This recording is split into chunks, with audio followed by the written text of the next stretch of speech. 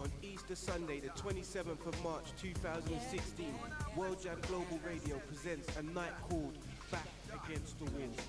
This is to be held at the Pride of Tottenham, 614 High Road, London, N17 9TA. You will be entertained musically on the night with the sounds of R&B, lovers rock, rare grooves and other genres of music. Your DJs on the night will be DJ Mac from World Jam Global Radio, DJ Romantic CT from Heart of Love Radio, DJ Laro from World Jam Global Radio, DJ Mighty from Vibes FM, and DJ John J.E. from World Jam Global Radio. There will be food available on the night, cooked up especially by the original Pan Man. So make sure you eat some food and burn off those calories. So bring out your nearest and dearest for a trip down memory lane. Dress code on the night, smart and sophisticated. Doors open 9 p.m. and go until 4 a.m. Tickets priced at £10 in advance, 15 on the door, will be available from the following outlets. WorldJamGlobal.com, located on the events page. Eventbrite.com, search Back Against the Wall. Booking fees will apply. Or the events hotline 07802 30 24 50. Easter Sunday, 27th of March 2016. Back Against the Wall. Be there or be rare. World Jam Global Radio, this is clarity. World Jam Global Radio, this is clarity. It's for the people who are wondering why we're in the streets and we're outraged. It's basically a rundown of what's happened, and this is recent. And it's if you run, you die. Hashtag Walter Scott. If you stay and get arrested, you die. Hashtag Freddie Gray. Lay down while handcuffed, you die. Hashtag Eric Harris. Hashtag Oscar Grant. If you fight back, you die. Hashtag Trayvon Martin.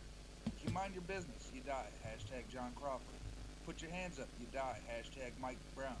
Proclaim your innocence, you die. Hashtag Eric Garner. Getting married, you die. Hashtag Sean Bell. Pan-sagging, you die. Hashtag Irvin Edwards. Beg for your life, you die. Hashtag Thaddeus McCarroll. Hashtag Cedric Barty. Just alive at 12 years old outside playing, you die. Hashtag Tamir Rice. Be outside, you die. Hashtag Rekia Boyd. Be at home chilling, you die. Hashtag Katherine Johnston. Run into your home, you die. Hashtag Ramarley Graham. Injured asking for help, you die. Hashtag Jonathan Farrell. Be in a stairwell, you die. Hashtag Akai Gurley. Smoke a cigarette, you die. Hashtag Sandra Bland. Wow.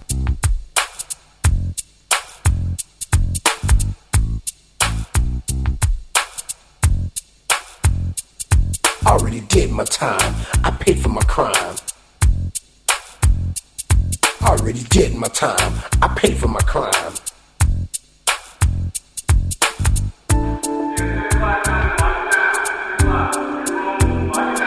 I already did my time. I paid for my crime.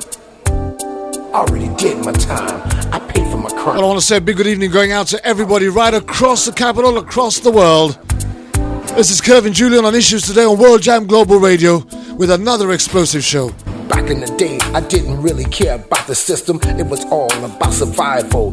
It was do or die. I had too many rivals. Our focus today is on the shooting of Tamir Rice. I learned my lessons in the streets. There was not a man I couldn't beat. I was good with my hands and very quick on my feet. I was swimming in women. I had girls all over the street. I was getting money. Life was so sweet. Now things have changed. The whole game has been rearranged. I'm a changed man. Don't need no gun in my hand. It ain't about being no gangster. Life is too short. Our very special guest on this particular show is going to be Pastor Greg Greer, I paid for my crime. advocate and advisor for the Tamir Rice family. Did my time. I paid for my crime. Already did my time. I paid for my crime. Also alongside is from Team Den Mother is our very own Den Mum. Already did my time. Dr. David Remay sends his apologies. He cannot be with us today. I was a drug dealer, And so unfortunately, but I never got high on my own supply. I'm not proud of what I had to do. That's why I'm telling my one of the things that we most look forward to is David's News of the Week rant. Now sit back and think it over since I've gotten older. The life I used to live, I wouldn't do it again. I was young and dumb, my brain was so numb. I was a real Forrest Gump, but I was nobody's chump. Me and Billy the Kid had a lot in common. I was the real Terminator, much. You're just going to have to hang on to the thought of the one he did last week, which was absolutely dynamic. Especially all you haters. But we got a lot of questions to ask in today's show. Are going on right now. And we're hoping to be able to come up with some of the answers. Prison.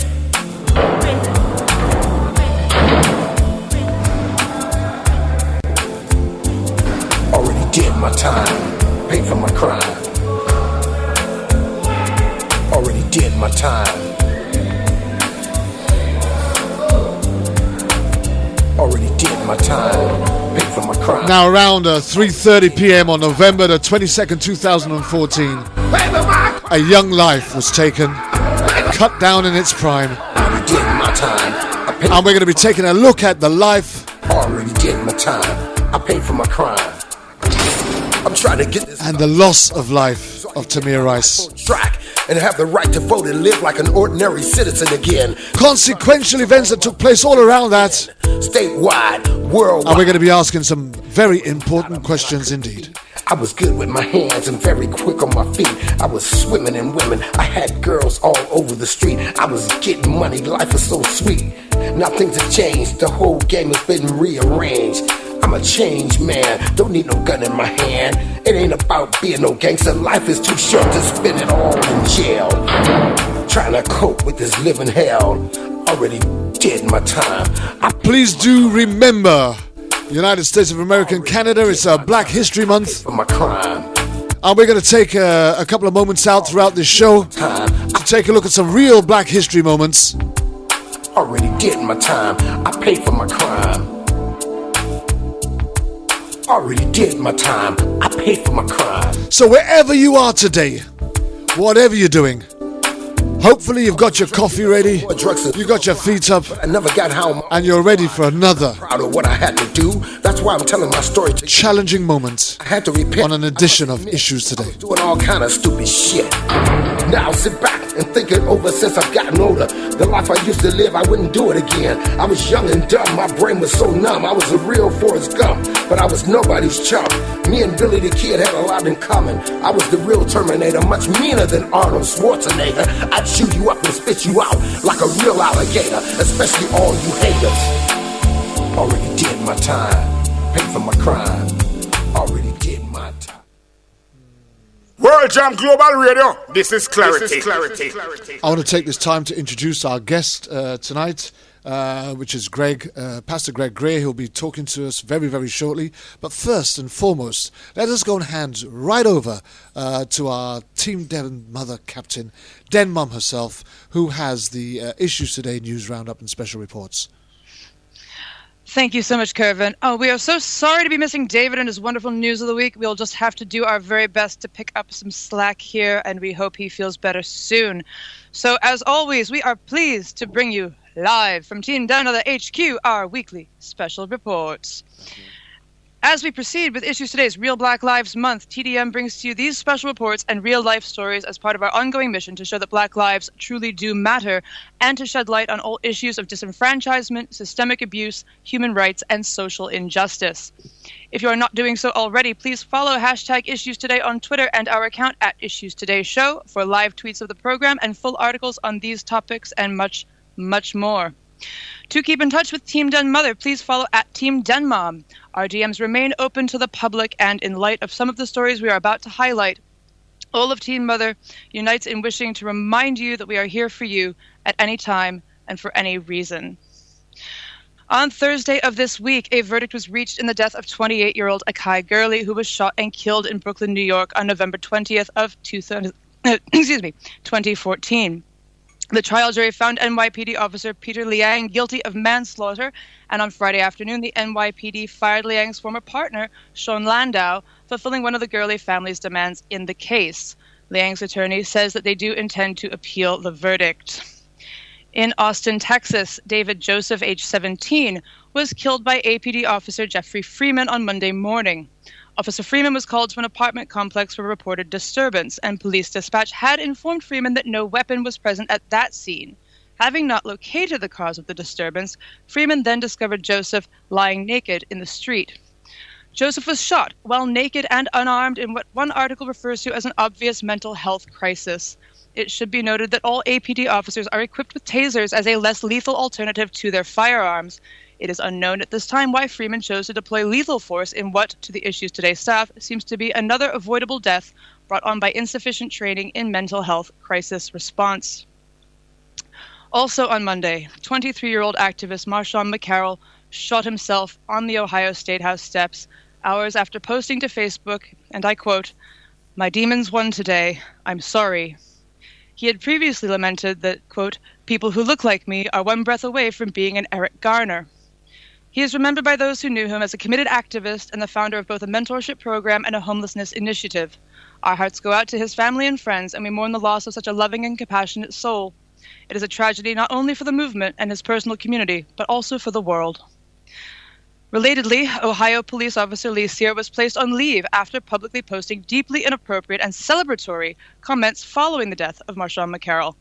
In the spirit of fairness, we sincerely hope that this is also the result of behavioral health issues stemming from what is notoriously a high-stress job, and that if so, this officer seeks and receives mental health treatment both for his own sake and for the sake of the public he is meant to serve and to protect. At this point, we would like to bring attention to the immense pressure that we are all under as humans navigating the harshness of the modern world. Suicide is not a joke, and it is preventable in a majority of cases. In light of recent events, we have compiled a list of resources to share with our listeners and with the public. If you or someone you know or love is contemplating suicide or is experiencing a mental health crisis, be they an activist, a first responder, or anyone else, please retweet and share the hotlines and more that we are linking today. If you know of any additional resources, please share them to us at Team Denmom, and we will gladly add them to our growing database. Where please remember, we are a community, and there is never, ever a need to suffer alone. Moving on, in keeping with our continuing coverage of the water crisis in Flint, Michigan, it is becoming more and more evident that this massive failure in infrastructure is poisoning citizens across the United States. In Pennsylvania alone, testing was done on over 140,000 children in 18 municipalities, including the city of Pittsburgh, where testing in 2014 already showed 8% of children had lead exposure comparable to the children in Flint. The more recent tests have revealed an increase from that already high number. Nearly 10% of the children tested showed dangerously elevated lead levels as compared to 3% in Flint. Similar issues are appearing in many towns across the country, proving once again that failure to maintain aging infrastructure through continual reinvestment creates an enormous health and safety risk to all citizens. Kervin, was it not so that you just came across a new bit of news on that you might like to add before I move on? Yeah, 1 second. I did actually. Just bear with me 1 second as I pull it up for you.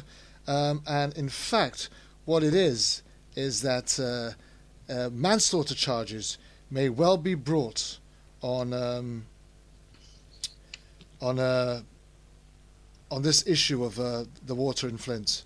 And I'm just trying to find it out. I did have it, and then I lost it. It disappeared. Oh, here we go. Okay. Just a quick summary, if you are with me and you're staying with me. There appears to be a call for manslaughter charges to be brought against the state for the state of the water in Flint.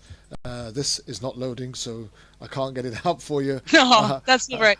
Just share it to us, and we'll put it out in the tweets. But it is good to know that some action is being taken in Flint, because truly this is a major public health crisis, and it is resulting in not only loss of life, but unalterable damage, brain damage to citizens of all ages throughout Flint and, again, these other municipalities, is it not? Yeah. So, to wrap up here, we have just a few more items. Following on the heels of Trayvon Martin's birthday last week, this week, the entire Issues Today staff would like to offer our sincere condolences to the Bland family on what would have been their daughter Sandra's 29th birthday this past Sunday. That said, we know that she, like everyone else on the painfully long and ever-growing list of those lost to unjust killings, is loved and missed on every day of the year, and we keep all of their loved ones in our hearts and in our prayers. And finally, in the spirit of last week's call to action, Issues Today and Team Den Mother would like to commend Beyoncé and her dancers for standing on the side of right in their performance at the Super Bowl halftime show. Thank you, Beyoncé, for using your art and celebrity status to bring attention to Mario Woods and Black Lives Matter. Your ongoing commitment and sizable donations show that you truly pay more than lip service to your many causes. We applaud your willingness to ignore the haters while you continue to provoke both thought and action in others. And those, as always, are our special reports for this week. Again, please follow at Issues Today Show and at Team Denmom for the full news of these reports and others. We can also be reached at issuestodayradio@gmail.com for any listeners who may have questions, comments, or other things they wish to share with the show staff, or if you wish to suggest topics for future episodes or special reports. Thank you very much. Please be in touch. We so look forward to any and all feedback. Thank you very much for that news roundup there, Denmom. And when you just look at some of the things that we've just heard in our news special reports this week, the one thing that really catches my attention is that, especially here in the UK, and I don't know what it's like for you guys out there in the States, but we don't get to hear any of those. But the one thing that did make international headlines around the world was the performance of Beyonce at the NFL. It was quite a performance, was it not? It was, and here's the thing. I posted it immediately on some of the biggest sites that I'm involved with here. And in fact, it actually got more likes than any post that I've ever placed on any of those groups, irrespective of it, whether it be Sandra Bland or Tamir Rice or Kendrick Johnson or Kelly Thomas or any other life and death related issue. This actually got more likes and more comments. And the one thing that I actually found very confusing was the amount of negativity that was brought towards Beyonce for her stance. And you had some of the people that tried to align themselves with the Black Panther movement, but are not with the Black Panther movement, who were referring to how she was dressed and how she presented herself. And then there was the older issue of her weave on and her not having an afro. And then there was all the issue about how her girls were dressed and how they danced, and they looked nothing like the throwback to the Panthers of the 70s. And here's the real tragedy in all of this. One of the things that was definitely seen was the little thing that they had attached to the front of them, which said "Justice for Mario Woods." And most people actually missed what they were trying to project in their support of Black Lives Matter and the Black Panther movement as a whole.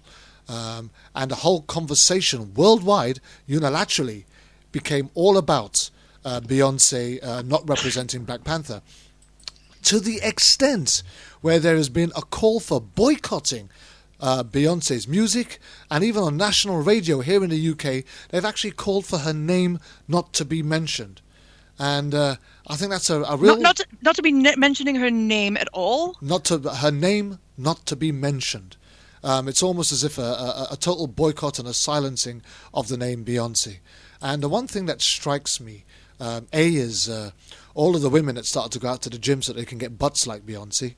All of the women that went out to dance clubs and started shaking their booties so they could be like Beyonce. And all of the manufacturing companies that made absolutely millions in projecting and marketing. All of these things that allowed women to start walking around and replicating what Beyonce had been doing for the last few years. And I'm not saying that I'm a Beyonce fan, because I never have been. I'm not even a great lover of her music, to be honest with you. I probably preferred more of what went on with Destiny's Child, and I'm more likely to buy Michelle Williams' album, who's a gospel singer, than I am likely to go out and buy a Beyonce or even a Jay-Z movie. But have they quickly forgotten that Jay-Z has handed over £1.5 million towards Black Lives Matter? And when you look at the colour of their skin, you've got to remember that these people are black. So therefore, Black Lives Matter will matter to them. I don't understand what's going on with the world and why they would think that Beyonce would not want to represent it at some point. And maybe she has been pretty selfish over the years as far as her career is concerned. But the fact that any form of emotion can be evoked in her and initiated in her, and for her to respond, and then at the risk of losing all of the support of the people that actually poured out millions into her thing, I think is something that I personally would take my hat off to, because when you give yourself to something, it comes as a cost. As our learned guest, Pastor Greg Greers, will fully appreciate, it comes a cost. And even when you look at the work of our Lord and Savior and Jesus, and there was a cost for grace, there was a cost for mercy, there was a cost for forgiveness, and there is a cost in anything that we do when we're looking to represent the lives of others, and especially the minorities and the vulnerable. I don't know if you had anything that you wanted to add to that, Greg, for or against. It'd be very interesting to hear what you might say on that side, because I'm speaking coming from the UK. You're representing the United States, so here's your chance to just... what did you think of the whole Beyonce thing? Well, I think that Beyonce's position in this matter is very, very relevant, and I think we need to start seeing people of influence to stand up and hold our communities accountable for the lack of justice. Absolutely. Beyonce, I'd like to see not just actors or singers or entertainers or athletes of color, but I would like to see a multi-dimensional, multicultural effort. I mean, I'd like to see Leonardo DiCaprio. I'd like to see other people. And I'm not saying that they haven't made those efforts. I'm just saying the more it's done, the more it happens, and the more we can see change. We need those folks to come up and stand forward. Absolutely. And, the other thing that I really thought, which was pretty relevant, is in one hit, Beyonce could make more of an impact on any issue than any one of us could make collectively, having spent a week or a few weeks trying to drum up some support, because just of the sheer following and influence that she might have. So therefore, most of the people that came out against her were her own. So she's been shunned by her own, and she's now also been shunned by the very people that the black population are trying to push her towards. So, and may I add something into that as well? I think is very interesting. Her donations, which have been copious, have gone out for many, many causes. After Hurricane Katrina, homelessness, things of this nature. Nobody kicked up a fuss. Nobody so much as really lauded her or criticized. And I think it's really quite telling that the thing that brings all this attention from any quarter is this. Yeah. And honestly, to deride someone for their choice of how to wear their hair or how to dress or something as an excuse to not speak about the topic is itself a sort of really disgusting dodge, in our opinion, because isn't that just the essence of choice, both as a woman and culturally speaking, to determine how you wish to present yourself? And honestly, while I would never suggest that it is everyone's absolute obligation who has a platform of celebrity to speak up on things, because frankly, not everybody is educated, not everybody has a position where they wish to do that, and privacy is an entitlement regardless of what your career might be. If you have that and you're willing to risk it to put yourself out there for something you're passionate about, I've got nothing but good feeling about that as somebody who can take that chance and really take the risk that somebody might wish to call for an entire nation to never so much as speak their name again. I mean, as ridiculous as that is. Absolutely. You wanted to make a point, so you wanted to come in there, Greg. Yeah. Here's what we really need. We need to affect change, and for prayers that shake America, we have to be able to look at the problems in our community and bring everybody who's willing to come to the table into the dialogue. The strongest people in our communities are the ones who are out there every day. They have built their constituencies. We need them to stand up and be accountable. I mean, I come from an organization that's a very powerful organization called the Southern Christian Leadership Conference. And if we look back into our past history, Dr. King's effort to change with the Montgomery bus boycott, with the voting problems and the justice that was happening at that point in time, could not have happened if he wasn't partnered with people like Harry Belafonte and Marlon Brando. And, those people made a huge difference in the campaigns for civil rights. So I still see the same happening today, but we would like to say that, you can't go to Beverly Hills and close your door to America and expect that things are going to change overnight. We need all hands on board. And we would hope that more folks of influence would come together and come forward and affect change. Absolutely. And my last point on the particular issue is this. Beyonce is a performer, not a politician. She's never professed to be anything other than a performer, and the way that she performed is the way that she has performed over the years, for many years, on every single occasion. And all she did, her intention was to use that performance, as good as it was, in order to bring light to the justice to Mario Woods' case, Black Lives Matter, and the Black Panthers movement as a whole.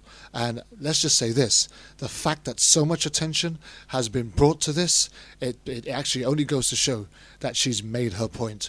Rightly or wrongly, whoever has taken sides or gone against it, it's actually been a talking point worldwide, and in a much greater margin. The words and the name of Mario Woods has gone much further than any one of us could have taken it in a single shout. So again, I take my hat off to Beyonce, because many people who didn't know the name of Mario Woods, and maybe still not know what Mario Woods' case is all about, have now begun to ask, who is Mario Woods and what's this all about? And just in case you don't know, we will be live here next week with Mikey Blue here from Filming the Cops, and Cephas Johnson, who is an extremely prominent activist and civil rights movement leader, discussing the very case of Mario Woods. I'm going to go to a Black History moment, and I'll be back with our guests right after this. Hi, it's your friend Ronnie Canada here to ask you a very important question about Black history. Did you know? Did you know that 3 black students were admitted to Harvard Medical School in 1850? However, they were dismissed after only 3 weeks due to massive outcry from the white student body. One of these students, Martin Delaney, was undeterred and found other ways to receive his medical training. He went on to not only treat cholera epidemics in Pittsburgh when other doctors had fled the city, but also to found the first all-black unit in American military history. He gained an audience with President Lincoln himself, who created the United States Colored Troops, and Delaney was commissioned as a major in that unit, making him the first black field officer in the U.S. Army and the highest-ranking black officer for the entire American Civil War. If you didn't know, now you know. Wow. And we'll just remind you on that. Please follow Issues Today for all of the tweets and updates on our Black History Month issues. And we'll keep you updated with more. And we'll have another one for you later on in this show, and some more next week also. Now, again, I'll just say, with me, I've got another one of our team members, Team Den Mother. Den Mum herself is riding a shotgun alongside me today. We haven't got Dr. David with me today, and he sends his apologies. We wish him a very speedy recovery. But talking on today's issues, we have our very special guest, which is Pastor Greg Greer. Do you want to just say a quick hello and good evening, Greg? Hello, everyone, and thank you for welcoming me, Kervin, to Issues Today. Thank you for inviting me, and to the audience and the community abroad, thank you for having me. That's fine. Now, on November the 22nd, 2014, at approximately 3:30 p.m., 2 police officers, Timothy Lohman and Frank Gambach, they arrived at the Cudell Recreation Center in Cleveland, Ohio, whereupon a call was given out for them to go and attend where a young man was meant to be waving a gun in a park. This young man was no other than 12-year-old Tamir Elijah Rice. When they arrived on scene, within 2 seconds, Tamir Elijah Rice was dead, shot dead. And to date, we now have the latest situation, which is, as far as the inquiry is concerned, it's now a closed investigation. Greg, you have been not only just an activist, but you've also been a senior advisor to Tamir Rice family, and this is a show that we've been trying to get on air for over a year now, from when I first met you last year. In fact, the very first time I heard the name Tamir Rice, it came from your lips, and you asked me if I had heard about the Tamir Rice, and we should do that show. We've been trying to get it on ever since, and missing each other as we go along, but here we are today talking about the shooting of Tamir Rice. Now, what I've just given you is the statistics. Tell us a bit more about this Tamir Rice shooting. So in a nutshell, just over a year ago, Tamir in Cleveland, Ohio, as you said, 12-year-old Tamir was shot by two police officers within seconds of interacting. To date, there's still no justice for the Rice family, for Tamir himself, and even after the prosecutor has released his particular reports and the grand jury has met to say that there's no indictment, there will be no indictment for the officers. There still is no justice for this child who was murdered. Okay, let's take it back. Let's see if we can unearth this like a tin of sardines, shall we? Let's cut the thing open, wide open. Let's talk about the call. Tell us about the call made by the civilian who contacted 911 about Tamir Rice being in the park waving the gun. Tell us a bit more about that call. So here's what happened in a nutshell, and to segue real quick into that, the call was made by a gentleman who basically stated that there was a person in the park playing with a gun. Now, there's various reports that have come out from the sheriff's department's investigation, and the various reports have said, and substantiated reports, I should say, that there were actually multiple people who called in. There were at least 3 people who called in with their different variations of what happened. The main gentleman who was actually in the park, we know now, was actually in the park, and he was actually drinking a beer. He had interacted with Tamir and apparently knew that Tamir was a young child playing with a gun. Why he made the call is, something that we don't know. We don't have that information, but he said that, he explained that this probably a child, there's a guy with a pistol and it's probably fake, but he's pointing it at everybody. And he added again that the guy is probably a juvenile. Now apparently, this wasn't just said at the beginning of the call. It was actually said in the middle as well. So he said it twice, didn't he? That it was probably fake, and that he was probably a juvenile, right? That is correct. Okay. Take us on. So the dispatcher was someone who was with the department under a 24-month period. She did not tell the officers that the gun might be a toy and that Rice might be a kid. That information was not relayed to the officers. And the gun itself was obviously we know was a BB gun. Airsoft pistol was, to be exact. And with that particular gun itself, it was something, again, that Tamir was out in Crudell's recreation center in that park, basically almost standalone, regardless of there were a few people who came into the shot. If we looked at the video, and we did review the video, there might have been at least 3 people who were in the park with Tamir at that point in time. So, we're not having or seeing a huge group of people who were in the park. There was no intimate threat to anyone. Even, let's say, even if there was someone who was in the park with a gun and the actual, that wasn't a juvenile and it was an actual adult, our standard here in America, even in that municipality, is to, for the police to have a lethal shooting or a probable lethal shooting, there has to be intimate danger. There was no intimate danger here. No one was really being threatened. So in an open carry state, you can carry a pistol. Obviously, you can't point it at anybody. It was the 2 officers' duty to investigate the scene further before they came with their guns blazing and flaring. Now, bearing in mind that this is an open carry state, right? I mean, this has similar replications to the John Crawford issue, right? Where John Crawford was in an open carry state, and it was a BB gun that he'd picked up off the shelf. And again, I think it was about within 2.3 seconds or 3.1 seconds, John Crawford was shot dead.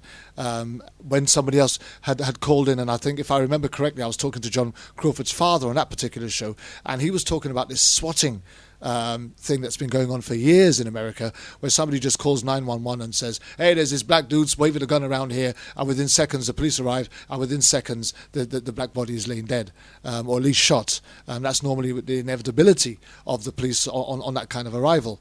Now, here you have a 12-year-old, presumably he's not an oversized 12-year-old, is he? Tamir was actually a little larger for a large 12-year-old. Yes, he was about 5'9", 5'10". So he was actually a larger boy. Okay. Well, that kind of gives them a little bit of a leeway. Not much, but it gives them a little of a leeway. But again, you're in an open carry state, and you've arrived, and so far you've not been able to identify a gun or somebody in a threatening manner. And just like John Crawford, when we looked at the John Crawford issue, the police was called on a 911 call. They arrived to the shopping mall where John Crawford was evidently standing in an aisle with a gun in his hand, but there was nobody running around screaming like they were being threatened. There was nobody ducking and diving for their life, and the police at no time did they try and interact with either a member of staff or the manager to find out if there was any other complaints from shoppers or people that were in the mall complaining about this guy waving a gun at them. In fact, what they did was they went straight to the aisle and shot him dead. And the last words his father heard him breathe over the phone was, "It's not real." Now, here you have a similar situation where the police have been called on a 911 call. They arrive at the park, and I would imagine there's nobody ducking and diving and screaming, running for their lives, going, "There's a guy with a gun! There's a guy with a gun!" You know? And so they arrive, and correct me if I'm wrong, Tamir was sitting on a swing, right? Well, at that point in time, when the officers rolled up on the scene, Tamir was actually standing outside of the gondola, the actual gondola, and he was actually just walking back and forth, playing with the gun, pacing up and down the sidewalk. So he was actually by the gondola itself. Okay, we're going to look a little bit into the character of Tamir Rice in a short while, but let's just clarify some of the environment in which this took place. Now, Cadell Park, what sort of a park is it? Now, Cadell is, I'd say, roughly about 15 minutes outside of downtown Cleveland. It's in a urban area. It's a standalone park, meaning that you have to go into the park area, and it has basketball courts, it has swings, it has a recreation area. So basically, there's this real estate itself is not around housing specifically, but it's off by itself. So in order to enter into the area, you have to go through and drive up into the park, and there's multiple parking areas, multiple areas where vans and cars and that sort of thing can park there. So what happened here was actually when the police got the dispatch call, they actually came through the back of the park. And here's what I want you to picture, and I want the folks our listeners to picture. When the way that the police had to come, they had to go through over land barriers. The land barriers, they had to go through an obstacle course, virtual obstacle course of swings and everything with their vehicle. They came through the back. They didn't come through the entrance, the actual entrance, but they came, and I mean, think about a car going through an obstacle course of concrete barriers and that sort of thing. I mean, basically, they're lucky that they didn't damage the car in doing that. Yeah. So this is what you have. For the property. Is there a reason for this? No, you know what? It's actually, through the back of the park, there's a street entrance. So there's an access to the streets. And this is the way that they came. So, I mean, they're basically dodging some of the recreation equipment with their vehicle in order to make it to this gondola. And presumably other people enjoying recreation. Well, here's the thing. We're in the wintertime. So, basically in the wintertime, we're in November 23rd of 2014. There's not a lot of people around in this park at all. And had it been summer or warmer, yes, it would have been. But at this particular period, just before Thanksgiving, by the way, November 23rd, you don't have a lot of people there. You have, like I said, roughly within the 30-minute video shot that we saw, you had at least 2 to 3 people who were in that particular video shot where Tamir was standing. So by contrast, you would say that rather than being in danger from the vehicle, there were actually very few people in danger of anything at all on this property. Right. Remember, our standard is intimate danger. There is Right. no one here that is in intimate danger. Imminent danger, I suppose, is what we're looking at. Now, let's look at the gun. I believe that the gun was an airsoft replica, right? It was. Okay, tell us about the gun. I mean, how does that compare to other toy guns or real guns? Is it a comparison to a real gun? Could it be easily identified as a toy? Well, it could be identified as real. I mean, and our standards is the replica looked like a semi-automatic pistol. And obviously from our reports, and we know it's been substantiated that the orange safety indicator was removed. So this reinforced the claim that the officers couldn't distinguish it from a real weapon. So, if anybody, myself or anyone who is reasonable, would logically come and say, hey, this could have been very much a real gun. Okay, so now we have we've painted a picture of the scene, and what I'm looking at now is even with all of that information available, right? What effort was made, if any, to communicate with Tamir Rice before a single shot was fired?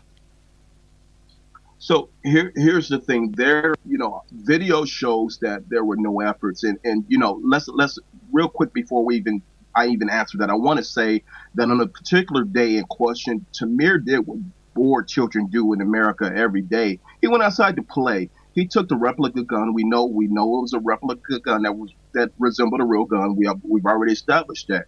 Finding no one on the streets, Tamir amused himself. He hung out at the recreation center, played with the gun, made snowballs. At one point, he was even on the ground making angels in the snow and, that sort of thing. So to answer your question, Kervin, when the police officers, Officer Timothy Loman, and Frank Grambach, who was the training officer, arrived on the scene at 3:30 p.m. that day, they would report that they encountered a male waving a gun, pointing at people. They reported that the suspect did not comply with the officer's orders, that he reached into his wristband for a gun. Shots were fired, and the suspect was struck in the torso. All of these things came out in the reports that were taken by the sheriff's department's investigation. Okay, and how much of that actually compared with the video evidence?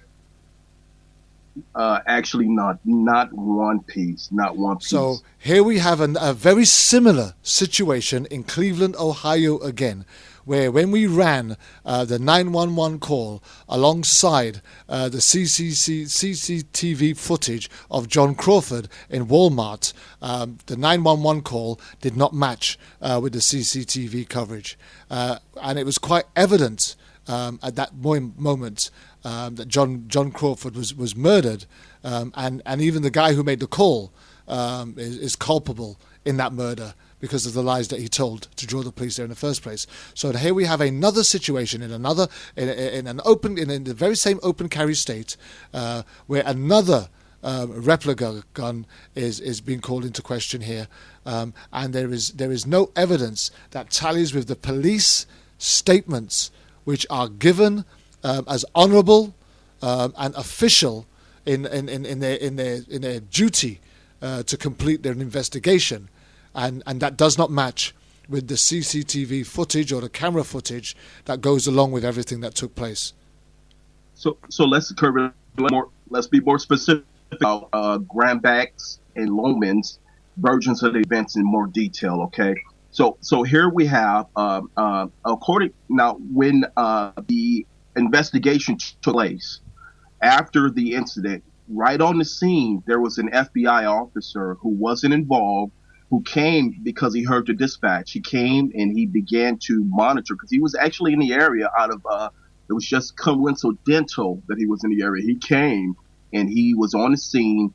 He began to question the officers, and basically the officers do what we call there's a protective thing called the Bill of Rights. So anytime that there's a police shooting that leads to a murder or a homicide, they're protected by the Bill of Rights, meaning that investigation they're not allowed, or they don't have to say anything, and there's a protective factor. So These two police officers immediately pled the fifth. The reports of the investigation didn't come from the police officers' reports because they didn't do a report. They wouldn't even testify. It came from the FBI agent who was on the scene, and then there was a sergeant who came out to investigate, a desk sergeant who came out to investigate, a supervisor who was in the area who came out, and basically everything that we have was substantiated through those two individuals, the police side. So more specific, Lohman and Granbeck's versions of the events, here's the details. They said that the police saw Tamir sitting at the table with up to 5 people. Video shows that that wasn't true.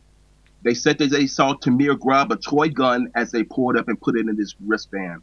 Well, there's questionable debate whether he pulled it in his wristband, he pulled it out, that sort of thing. We know he had the gun, so there's a question mark there.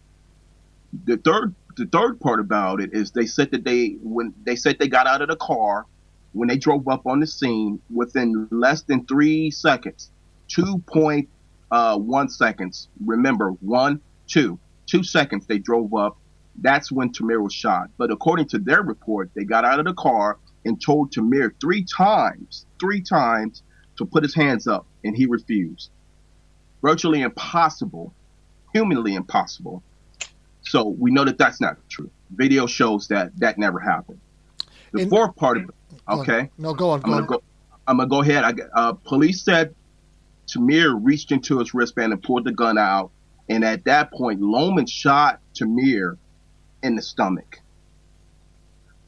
All of the video that I'm saying, these points that the police were saying, and this is the verbal information that was given to the FBI officer and the sergeant, because again, they wouldn't do a report, they pled the fifth.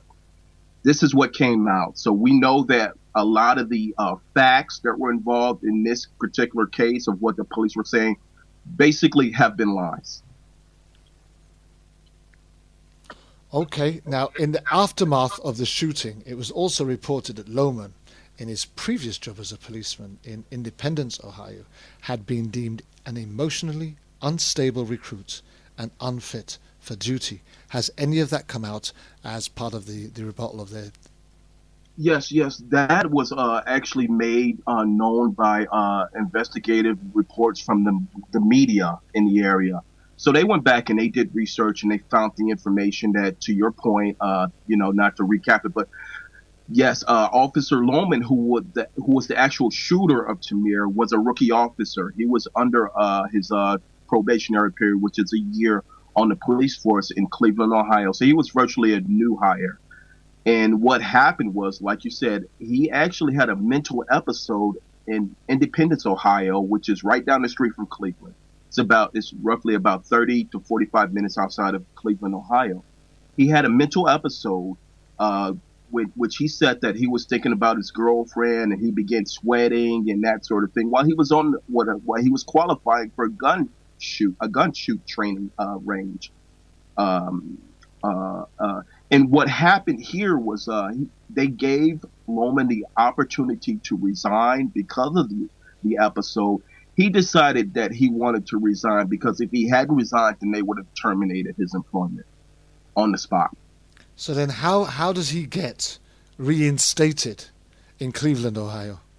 Well, here's what happened. So the investigative reports and the facts now show that he was backdoored into the Cleveland Police Department by some folks. We don't know who it was, but we do know that some of the officers who are recruiters had said, yes, we brung him in. We ignored his initial incident out of Independence, so it is our fault. They were reprimanded. They weren't terminated, but they were reprimanded for hiring Lohman.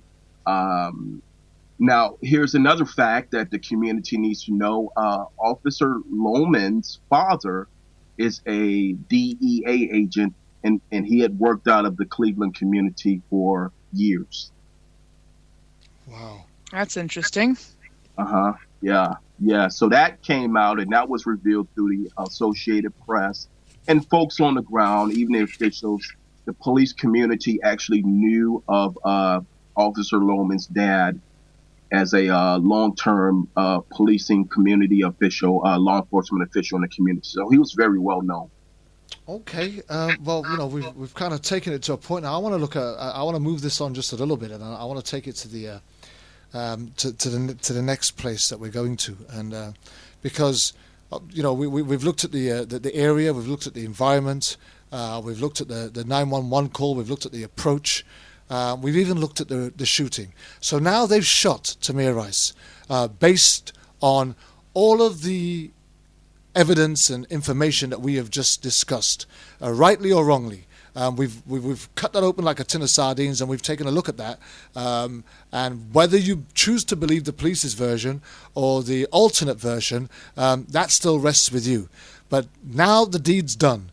Lohman has shot Tamir Rice, and Tamir Rice is on the ground. What happened next? So as Tamir was laying on the ground, basically he stood there. The officers, now there is a training officer here, Officer Frank Grambach. Both Lohman and Grambach, Lohman being a rookie, Grambach being a training officer, at this point had been medically cleared for first aid in their training. Okay, even Lohman, who was the new officer, had just gone through a training clinic to offer first aid to gunshot suspects, and this was 30 days prior. Okay, so did Tamir have any first aid administered to him once he was shot, laying on the ground, and no longer a threat, and the officers no longer in fear of their lives? Was any first aid administered to Tamir in order to help resuscitate him or save his life? The answer is no. Both officers allowed Tamir to lay on the ground, and basically, and I don't want to be quoted because I didn't get into the coroner's report. I hadn't seen it. I basically was informed of the facts of it, but basically, Tamir actually bled to death. Okay. And I suppose I want to be clear. No first aid was administered by the freshly trained officers who were trained less than a month prior to administer first aid to gunshot suspects. Okay. Where exactly was Tamir hit with this gun? On his torso? Whereabout on his torso? You know what? I don't have that specific medical information, but we do know that he was hit multiple times in his stomach. Yes. Okay. And even because it was in his stomach and not necessarily in his heart or a main artery, it would have taken a little time for him to bleed out, right? That is correct. Okay. So we're talking 3, 4, 5 minutes or more. That is correct. Tamir received no first aid for the first 4 minutes, and as we had discussed, the medically trained FBI agent. This FBI agent wasn't just an agent; he was medically trained who arrived on the scene. He's the one who actually called for the emergency medical crew, who arrived 3 minutes later. So here's the thing: you got 4 minutes plus an additional 3 minutes plus the actual shooting. So we're at 10 minutes now. Wow. And so, now the emergency service call. Who called the emergency services? The FBI, the FBI agent who was coincidentally in the area. The FBI agents, and he arrived how long after the incident? Within 3 minutes. Okay, within 3 minutes. So he arrives there within of the shooting. Okay. Within 3 minutes of the shooting. So Tamir has been shot on the ground for 3 minutes now. The FBI agent turns up and he calls for the emergency services, right? Then the emergency service will take, how long would you say it would take them to turn up from where they came from to get into that location? The emergency medical crew shows, our report showed that the emergency medical crew arrived 3 minutes later. So altogether, basically from the point when Tamir was shot, FBI agent comes 3 minutes later. Then you have another 3 to 4 minutes. So we're basically at 8 to 9 minutes. This child's laying on the ground. 8 to 9 minutes. With no first aid administered no in that first entire aid, time. nobody checking his pulse, nobody That's trying correct. to stem the flow of blood, nobody That's trying to evaluate the real threat that might have just taken place, nobody evaluating the fact that they've just saved their own lives because this guy was threatening them, and so none of this was taking place. So is there any idea as to what these officers were doing in those 8 to 9 minutes. Perfect. Question. So here's what happened. So right at the point when Tamir was shot, his little sister, who's 2 years older than Tamir, was actually, 2 years younger than Tamir, was actually, I'm sorry, I want to be. Are you there, Greg? Are you there, Greg? Are we having signal issues again? Can you hear me now? Yeah, I can hear you. Yes, we can. Okay, good. Am I clear? Am I clear? Absolutely clear. Okay. So at this point in time, when the officers first shot Tamir, then video shows that they began to, Officer Lohman immediately went into a very distracted frenzy, and he began to pace back and forth. Grandback actually stood at the car, and I believe he radioed dispatch, but it wasn't immediate. We don't know what he was doing. But Tamir's sister actually ran up to offer condole and aid to Tamir. She was taken, handcuffed, and threw in the back of the car. Wow. By Officer Lohman. And that's while Tamir Rice laid bleeding to death on the ground, having been shot. That's why while her brother was laying bleeding on the ground, Tamir was in the back of the car. Excuse me. The sister was thrown in the back of the car. Well, and then at this point in time, a crowd began to come shortly thereafter and grow. And one of the other people was Tamir's older brother, who basically at this point came up and tried to offer support to Tamir. And he was actually subdued by more officers who began to arrive at that point in time. Wow. The two officers in question who actually, Grandback and Lohman, actually were standing within about 10 feet of the body, and they actually just stood there while the first law enforcement official, which was the FBI officer, pretty much took control of the whole scene. Wow, that's absolutely... I'm speechless. Let's. I am literally speechless. It's maybe the most speechless I've been since last week, but still. Let's find out just in a few minutes. Let's see if we can find out the type of person that Tamir Rice was that justified police treating him the way that they did. The park that we're talking about, you said it was a standalone park. It wasn't a residential area, so there was no immediate or imminent threat to anybody's life, even if there was an individual in there with a gun, right? But at 12 years old, I take it Tamir Rice was still in school. Yes. Okay. And this was the Thanksgiving weekend holiday, so kids were out of school at this point in time. Was there any reports of Tamir Rice in school being a bully, manipulator, intimidator of some sort? No, you know what? Basically, there wasn't anything to substantiate those types of actions. We do know that Tamir was a very energetic child, and more specifically, when we say energetic, basically that he had problems with his energy level, and outside of that, there wasn't any issues with him at school.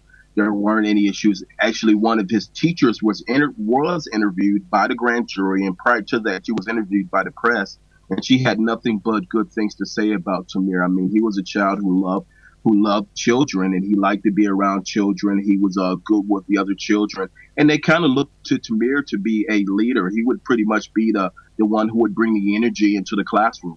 Wow. So then, and if I may, last I checked, ADHD has not been made a capital crime in this country, right? Okay. Exactly. If we're going to be a bit hyperactive, that shouldn't be cause for termination, as it were. But on top of that, sorry, go on, Greg.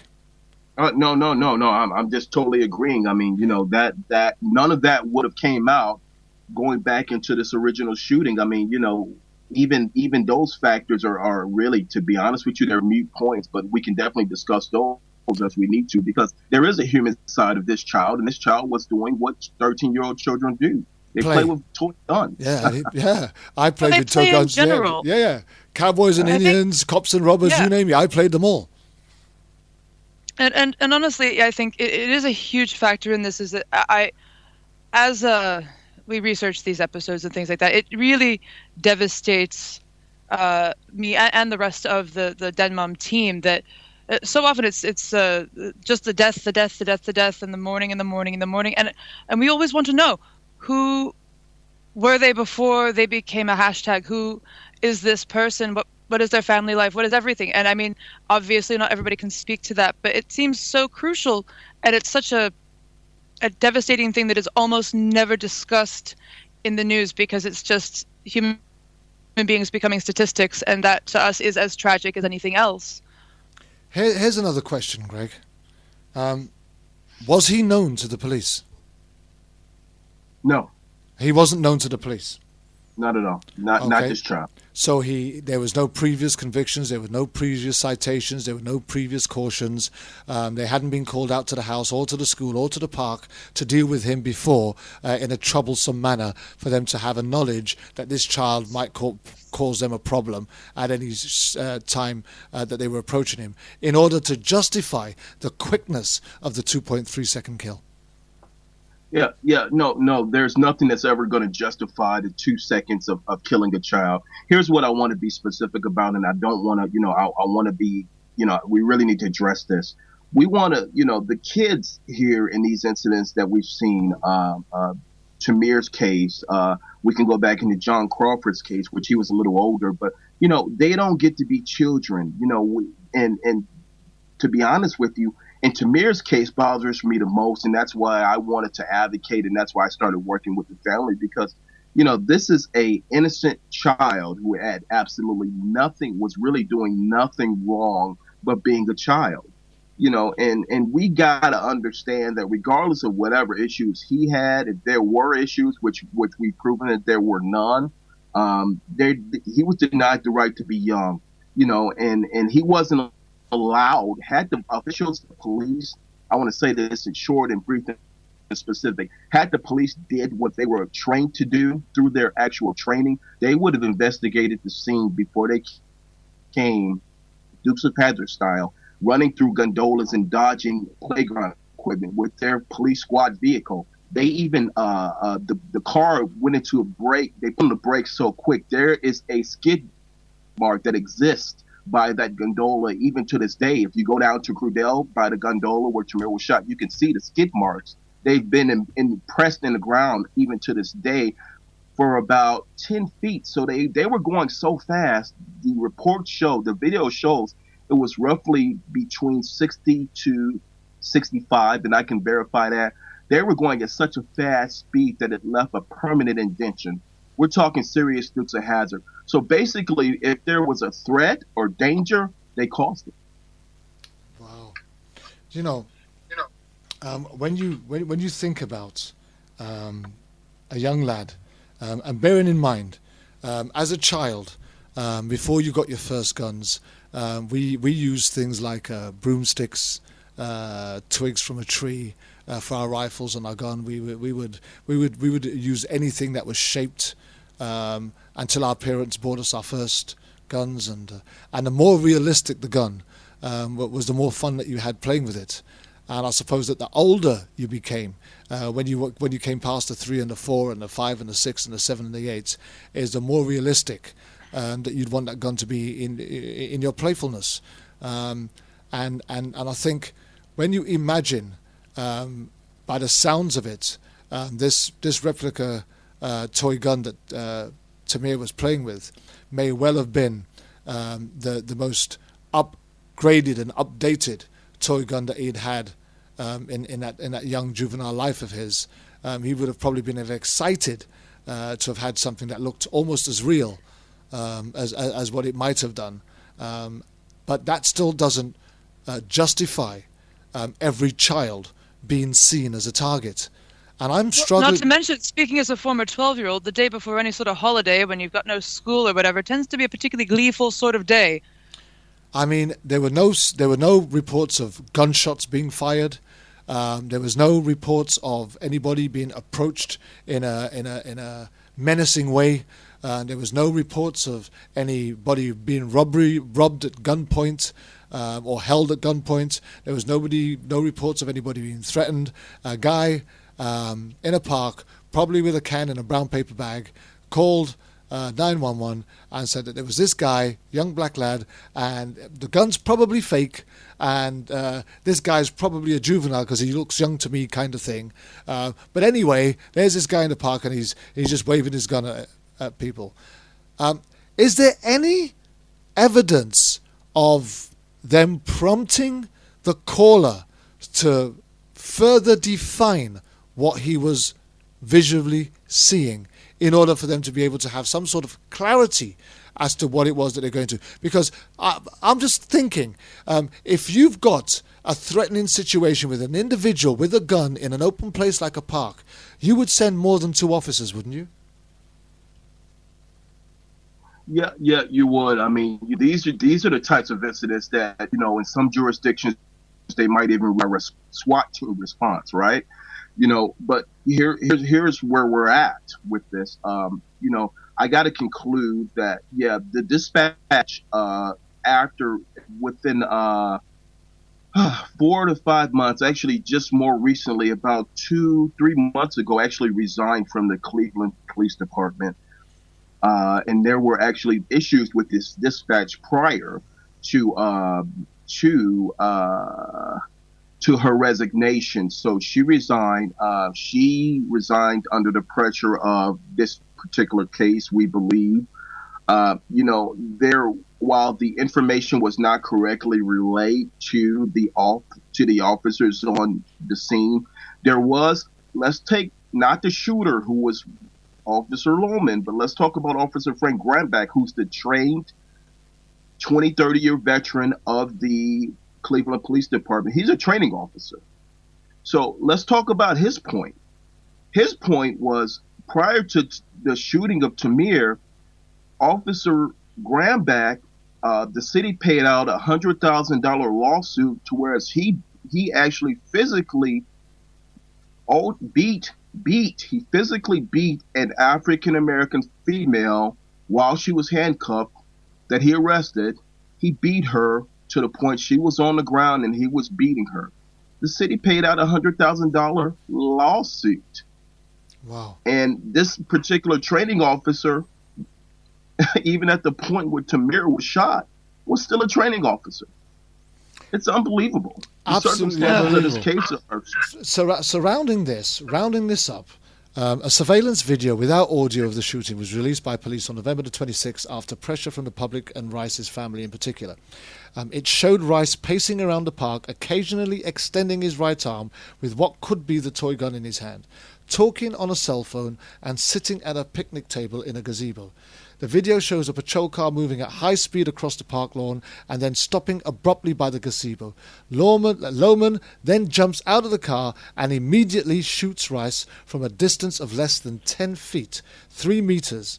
And according to Judge Ronald B. Adrian, in a judgment entry on the case, this court is still thunderstruck by how quickly this event turned deadly. Now, it really is shockingly fast. I mean, we're talking, bam, there it is. The police car pulls up. There is no interaction, and yet, even in Lohman's statement, he's claiming that he reached down for his gun and he asked him, to raise his hands 3 times or whatever it was, don't move or whatever it was that he was supposed to have said. But this is a judge's summing up, right? That the video shows a patrol car moving at high speed across the park lawn, then stopping abruptly. Lohman then jumps out of the car immediately. They don't say, after some deliberation and after some words were exchanged, or even, after some lip-syncing movement was witnessed because there was no audio. It says immediately shoots Rice from a distance of less than 10 feet.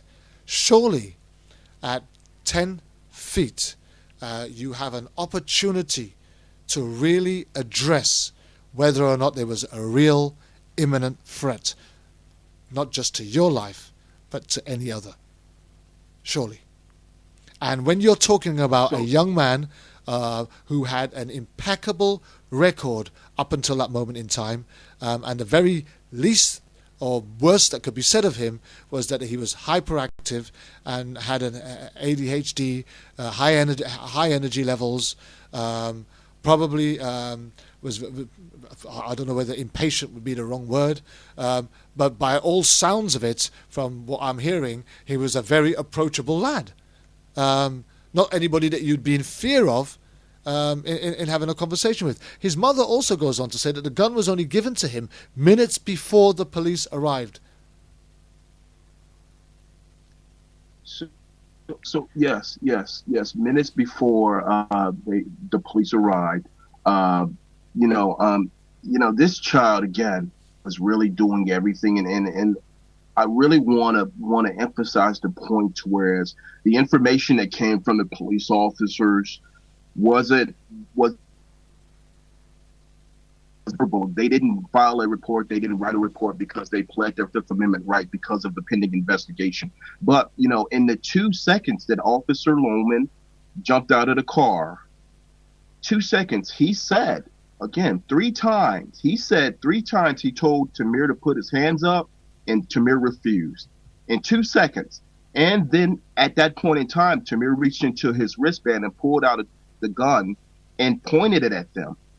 This was all done supposedly in 2 seconds from the point to where I'm going to chime in really fast and say, I'm sorry. If just one iteration of that, 2 seconds does not even give you time to process that auditorily and react physically even once. So let's try it right now. Is physiologically impossible. Yeah, let's try it right now. Experiment. One, okay. Two. Bam. There you have it. I mean, come on. 1, 2. That's it. Right? Car comes to a halt. 1, 2. Bang, bang, bang. And I know I'm supposed to be, putting my hands in the air as you say 1, 2, and I can barely, go. Oh, right, that's what I'm supposed to be doing right now, and I'm prepared. But he was meant to have asked him to do that 3 times. And the coroner's examiner. The gunshot wounds to the torso with injuries to major vessels, intestines, and the pelvis was where his injuries. He was 5 feet 7 inches, 1.70 meters, and he weighed 195 pounds. These are all statistics of a young man's life taken at his absolute prime before he had an opportunity to even start looking into the dreams and the visions that he might have as to what he may yet become when he grew older. He was still playing in a park with a toy gun by himself, causing no problem to anyone else, and irrespective of whatever responsibility may lay within the wording that came from the mouth of the man who made the 911 call. The professionals that arrived on the scene should have known better, approached it better, dealt with it better, responded better, assessed the situation better, and that young man's life should have still been intact today. It's a real... Kervin? Go ahead. Kervin, let me just say this. Yes, and I just want to chime in right there. What's problematic and troubling now, you're talking myself. I had advocated with the family from December, really about 3 weeks after Tamir was shot, and I stood with the family, redirected their effort to really approach the case, bring in a team of attorneys through relationships that I had because there was a belief by the family that the attorneys that were representing them weren't representing them correctly. Not to diminish anybody's role, but the facts of the case were that they really didn't have a lot of help in the community. So we began to work. I began to work with the family. Now, someone who's a prior investigator, this is what you don't know about me or what I want everyone to know about me. I'm a prior investigator, not from an economic fraud sense, but I have all of the training of police officers and FBI agents. So I have a lot of the similar training. So what's problematic and troubling into this report is that even examining the constitutionality of Loma's decision to open fire on Tamir during that 2-second encounter, we have to believe that if the opinion was that, when he came up, use of force issues are very prevalent, that a police officer can shoot a person if they say that they feared for their life. Correct. In lieu of doing their duty, I feared for my life because I believed this person was going to kill me. So I had to, in my duty, I had to do what I had to do because I've been placed in peril. Well, basically, with every incident of this particular case, the tactical mistakes broke with every policy. Even if you go outside of Cleveland's policy, you can go to any department. I don't know if there's any department, not even just in America, but internationally, any community police department that would have tactical mistakes being made that these officers made and still remain employed and still keep a job. It is unheard of. Before we move on from here, how did it all go wrong? I mean, where did it all go wrong? What would you say was the defining moment that this child playing in a park, his life, the call to the police, at what point did this thing go wrong? Yeah. So can I, if I were to answer that question specifically, I would say in this particular community, there had been long-term issues with community policing to whereas here's what we need to know. What we need to know is that the Department of Justice had actually had a federal monitor in this particular department because the reason being is because their policies with community policing were questionable because of the amounts of incidents with the community police. And the police actually said that it was reasonable to say that the community was. I'm losing you, Greg.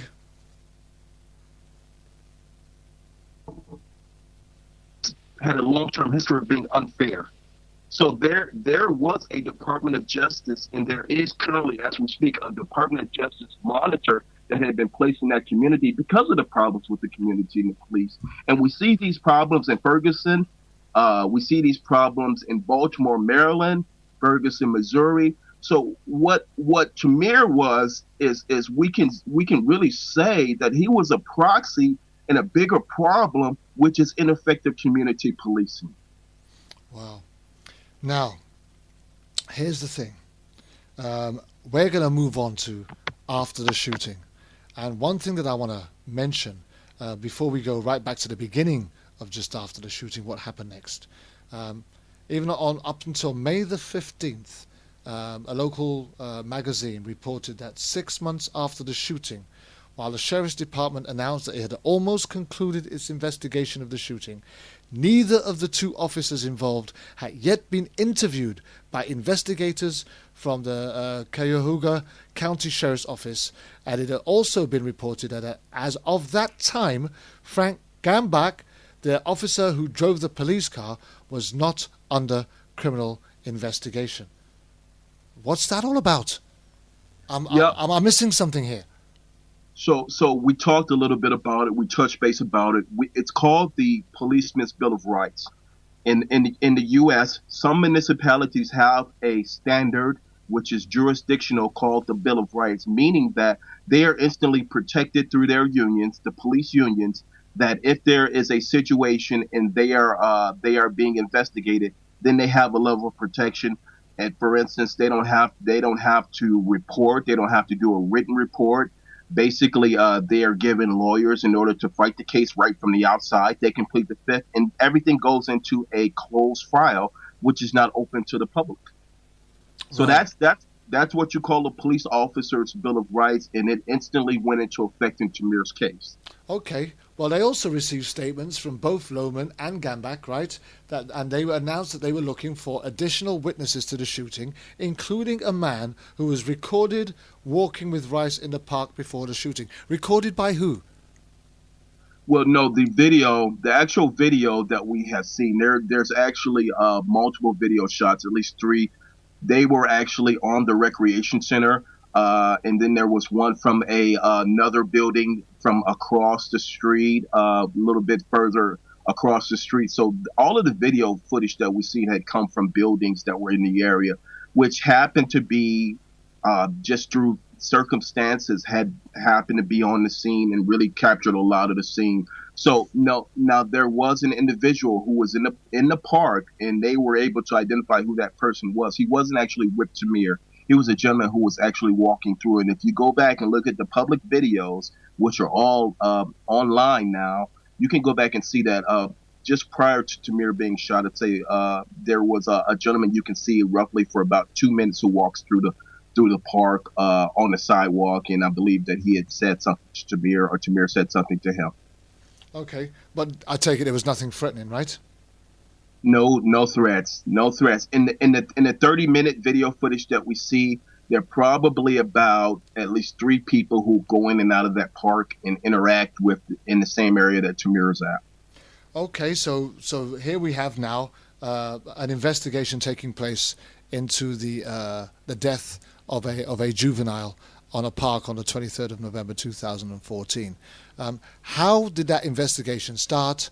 Who was responsible for heading that investigation, and what resources did they use to pick up the evidence and get the facts?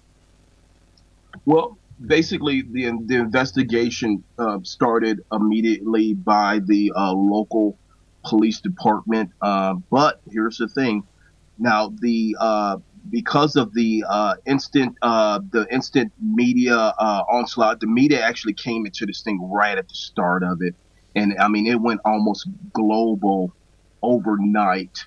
The incident went into a high priority status, and because of the actions, the officers, the local police department was not investigated internally, but there was a decision by the prosecutor's office and by, believe it was the mayor, to call in the sheriff's department to do an investigation because they didn't want to give the appearance of being biased. Officers investigating officers. Here's the thing: here in the UK, right, an officer is involved in a shooting of an individual, and immediately he's primarily suspended. Not suspended because he's done anything wrong, but he needs to be suspended from duty.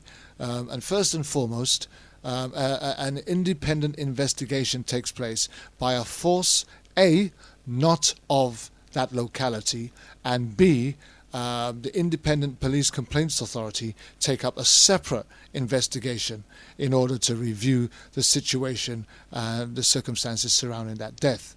And even upon conclusion that this was a good shoot and the officer was well within his rights to do so, that officer will also be sent on to counselling in order to enable him to be able to move on from that thing and be assessed as to whether or not he can be put back onto the field.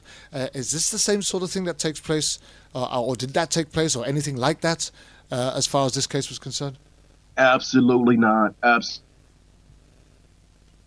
What was there a call? Did anybody suggest? Is that in place? No. Let's explain what real specifically what happened as a result of Tamir's death and a few more incidents. Is now you see municipalities like California just passed a law that bans grand jury. So we can talk about that shortly, but what's happening now is you don't have actually officers investigating officers. Normally what happens is it's given to a special prosecutor who works within a municipality. So this prosecutor works with the police, has long-term relationships with the police and courts, and he knows these people, and pretty much they see each other every day. So that's what you've seen in Ferguson. That's what you see in this particular case. This prosecutor would be the investigative person, and there is no special prosecutor involved. It's pretty much someone locally who has relationships with the folks, who works with the folks, and who knows the folks, and they've worked on other cases before. So objectivity, you might suggest, is lacking? It's totally gone. It's totally gone. And as a result of this, and again, we could talk about that a little bit, but as a result of this, you see states now asking for a non-biased, non-associated or affiliated special prosecutor to be appointed. California just passed that ordinance in their state. You don't see the grand jury process anymore with the internal prosecutor from the community. What you see is it going up into an appellate court, and that appellate court decides on who the prosecutor is, and obviously it's not someone with links and ties to the community. Okay, on June 11th, Municipal Court Judge Ronald Adrian agreed that Officer Timothy Lohman should be charged with several crimes, the most serious of them being murder, but also including voluntary manslaughter, reckless homicide, negligent homicide, and dereliction of duty. Judge Adrian also found probable cause to charge Officer Frank Gaumbach with negligent homicide and dereliction of duty. His opinion was forwarded to city prosecutors, and Cuyahoga County Prosecutor Timothy McGinty, who was at that date, had not yet come to a decision on whether to present the evidence to a grand jury. Was that ever presented to a grand jury? You know what? The grand jury's report has not been released at this point. We're about a month after, roughly almost a month after the actual verdict of innocence exonerating the police officers. But we don't know specifically. We do know that Judge Adrian's information did go through, but we can't be sure what they exactly itemized. I will say that the media did talk to the prosecutor and ask about really this particular report, and the report from Judge Adrian, his verdict and his ruling went up into the appellate court of Ohio, and it was dismissed. It was a good call, but it was actually dismissed. So at that point in time, there wasn't really a lot that they could do with it. Judge Adrian's ruling. Now here's what you need to know. Judge Adrian is a municipal court judge in Cleveland, Ohio, meaning municipal, meaning traffic tickets, meaning minor infractions. He's not a federal district court judge, no murder charges, none of the higher level things, but he's a lower level court judge. But like it or not, he still carries weight. So the standard that was used when they actually asked him to rule on the case and judge on the case was a little known law that was on the books from the 1950s, which hadn't been enacted in years. So with that, the prior attorney, Walter Madison, and his team actually asked Judge Adrian to do the ruling. Judge Adrian actually ruled on it and said that, yes, these folks should be charged. But because he was out of jurisdiction, the higher courts ruled that he was out of jurisdiction. It didn't go anywhere. Okay, on June the 13th, hang on a minute, on June the 13th... Sorry, go ahead. I'll save it. No, come in. Well, no, I think it'll actually be more timely in a moment. Just please carry on. All right. On June the 13th, Cuyahoga County Prosecutor Tim McGinty released a redacted 224-page report of the investigation, and the report includes interviews with at least 27 people, including teachers, friends, and the person that called 911. Yet Lohman and Gaumbach declined to be interviewed. Is that normal procedure? Again, that's that standard. That's that standard that we talked about with the Bill of Rights. Normally, they are protected, but a lot of times the officers want to, especially when they feel like their actions were justified. They'll do a report. They'll participate in an investigation. Normally, you don't see them immediately pleading the fifth, which is what these two officers did. And the reason why we got the information that we got it from the folks on the scene, the FBI officer and the training sergeant who was on the scene, who verbally talked to the officers. That's how we got the information. Now, they were interviewed later on in the grand jury process, and we got some additional things, but everything that we had gotten was from verbals from the folks who were on the scene, not the officers. And then you also have the report that includes accounts from several witnesses, and none of them heard officers issue a warning to Rice before opening fire, contradicting the statements made by police that Lohman shouted, "Show your hands," 3 times before firing. Has there been any response to that claim? Yes, basically the response was all of these different itemizations that we've been talking about over the course of the hour. Basically, had been really weren't even included in the grand jury's decision making process. These officers were exonerated. They were exonerated because the prosecutor felt like in his quote, a perfect storm of miscommunication had led to the death of Tamir. So he's basically alleging that everything that happened was a global miscommunication effect with everyone involved that led to the death of this young man, and that no one should be held accountable. Would you say that the miscommunication that they're actually referring to is the one from dispatch? Is that the one they're referring to? No. The miscommunication is basically he's saying between the officers, he's saying between the dispatch, he's saying he's saying that every aspect of this case and he's alleging that the communication all the way around the board caused this young man to be shot, and that it was not intentional, but everything was unintentional and circumstantial. So even with accidental death, there is consequence. A young man's life has been lost. Surely, just for transparency, you'd want to see justice done, even if you thought it might be an accident. But I do believe that Denmom has a question for you, and so I'm going to bring her in right now. Yeah, I mean, this pertains more to just the entirety of the grand jury experience, for lack of a better word, because, I mean, I don't pretend to be a legal expert, but I do follow cases quite regularly. And it seemed, to me at least, that this proceeding went on for an extraordinary long time, and that, in my understanding, a grand jury, the totality of the thing is, do these charges have merit? Should it proceed to a jury trial? Is there any explanation for how this could become like that, or am I just very much off base in my assessment there? No, you're totally right that it was a prolonged period of time. And what happened was the initial investigative process came from the county sheriff's office. The sheriff actually investigated the incident in lieu of the local police department not investigating the incident on the point that they would appear to be biased.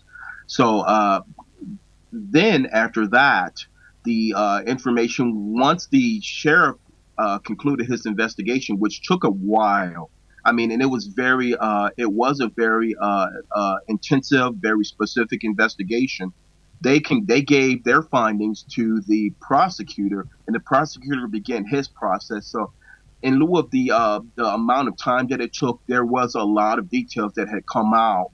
Now, had the police officers filed a report, done what they pretty much should be obligated to do, which is in public service, had they done that, then this thing could have been abbreviated a while ago.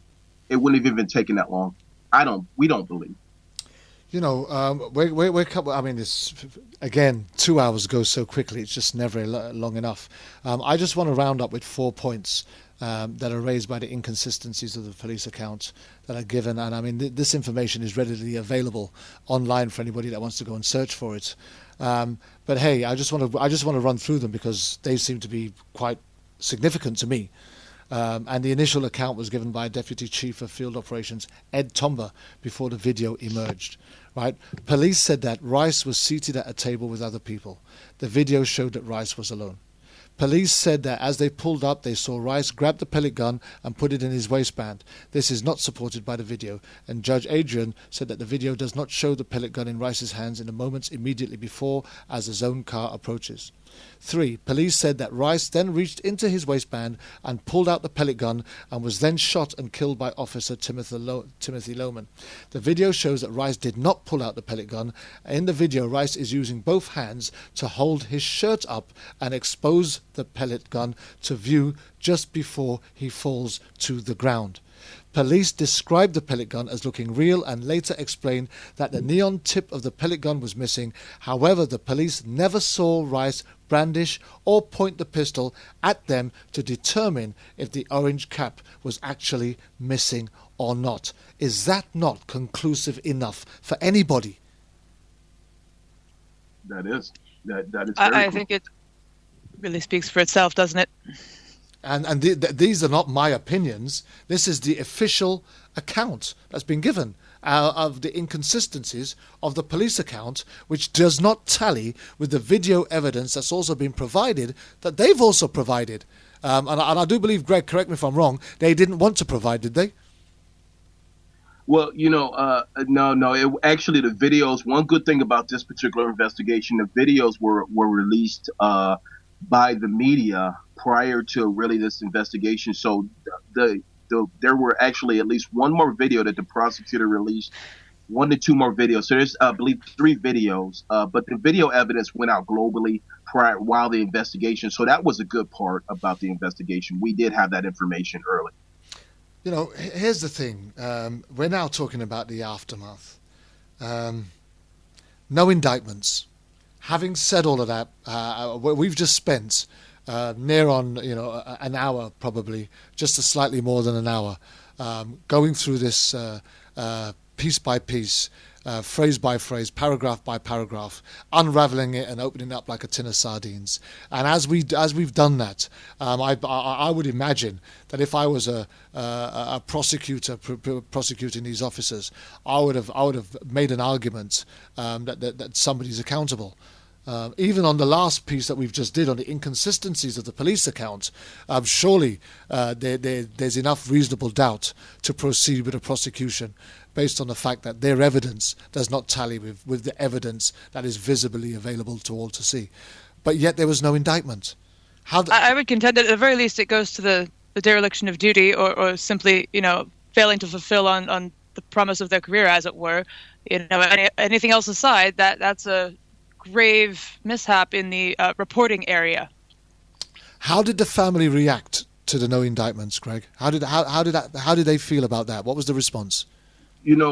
Obviously the mother was very upset with the incidents. I mean, and it's been an emotional roller coaster for her, obviously, and rightfully so. And one of the things that we want the public to know and everyone to know is that we're going to continue this fight. We're going to continue looking at how we can continue fighting this case. Right now, it is actually sitting in the Department of Justice's hands, and there is a meeting that will happen as early as the next week and a half with the Department of Justice, and hoping that the Department of Justice will offer some kind of justice and do the right thing in this case. One of the biggest outcries that I saw in the last month or so, and it actually exploded on social media, was the fact that no vote was taken on that grand jury decision not to indict, and yet it was promised that it would be done by a vote.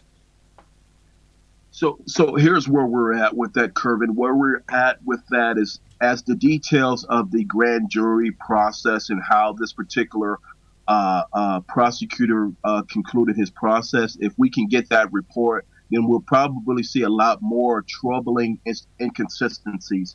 Obviously, and just so everyone is up to par on how this grand jury process works, basically the prosecutor is able to investigate any way he sees fit. The grand jury process is always a mysterious process. He doesn't have to say who he brought in, who he talked to. It's not a typical court process is open public information. Grand juries don't happen like that. That's why we have a problem with grand juries. And in this case, we haven't received the official report, but we believe that we will see other issues with this as we're hearing more of these problematic case by case scenarios. We'll find out exactly what he did and how we investigated it, and then we'll make appropriate actions from there.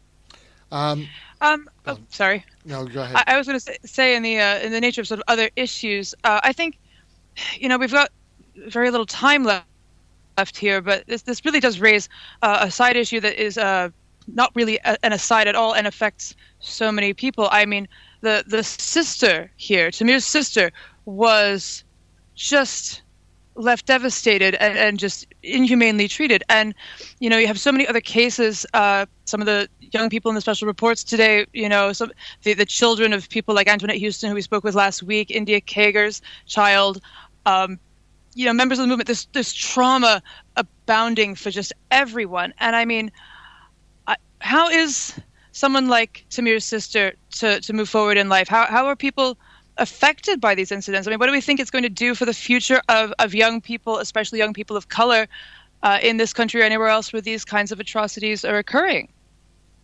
Well, you know, Sharon, more specifically, to answer your question, the whole family is going through counseling, and understandably, the young lady, I believe, is 16 now, you know, has been through counseling since the death of her. I'm going to say the murder of her brother.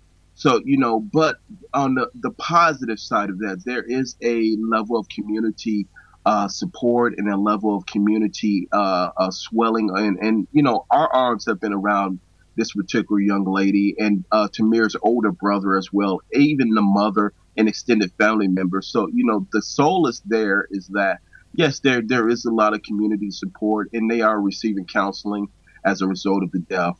And, you know, if we that is a solace somewhat. Yeah, it is. But here's the thing. And real quick, I just want to say this. We would hope that the community can continue to come together and find every way possible to address these issues that we're now facing with community reform, community violence, with policing reform that we're now facing. We have to challenge the condition, and it's got to happen now. It can't happen later, you know. And the good thing about it, Kervin and Sharon, is that, you know, as we saw this past week, Ferguson, their problems with community policing, the Department of Justice has gone in and actually sued them. Wow. And Loretta Lynn says that, hey, we will win in a lawsuit because the Ferguson police officials did oppress their people. We're going to win. So if we see this trend, then there is hope for Tamir's case. If we can continue galvanizing the public and pressuring, you know, it's not over. Tamir's case is not over, and that's where we see this thing heading. Right, just one more question before we take a very quick break on another Black history moment. Again, there was a tremendous outcry, again on social media and worldwide, when the news broke out this week alone, that they were being sued for the EMS Emergency Services Bill. What was the response to that, and why would... again, we talked at the top of the show that the emergency services were actually called by the FBI and not them anyway. I'm not sure where that stands and right. But who on earth would consider issuing out this report, this statement that they're about to sue a grieving family who've just seen further injustice imposed upon injustice, and then want to give more injustice on top of that by saying, by the way, we're also coming after you for the fees for the emergency services that the FBI had called out for your son. How did they react to that news? Do you know? Well, you know, they were not the family wasn't happy with that, and you know, it really affected more specifically the mother. But you know, here's what this is indicative of a community that hasn't been compassionate about their people, and it's indicative of the coldness and the cruelty of this particular community. Now, just so you know, real short and sweet, that we just came off the Brelo case there, which there was 137 shots on two folks who were killed by Cleveland police officers. There is a level of change that has to happen, it has to take place, and this is a further continuation of that process. They should be on top of these things, but obviously they still haven't. So it's going to hurt them in the long run, because they're going to end up with a lot of litigation. They're going to end up with liability and big time payouts because of their standpoint. And this is just further indicative of where this thing is heading.